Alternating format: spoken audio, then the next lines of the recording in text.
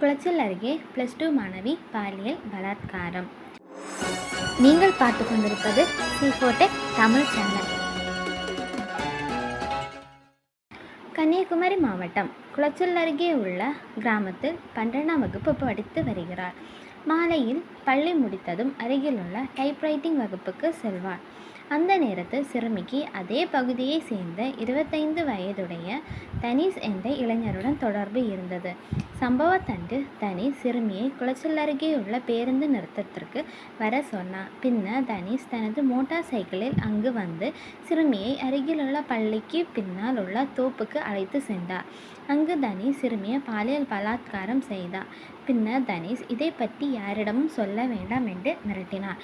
இதன் பின்னர் சிறுமியின் நடத்தையில் ஏற்பட்ட மாற்றத்தை கவனித்த அவரது தாயார் இது குறித்து அவரிடம் கேள்வி எழுப்பினார்.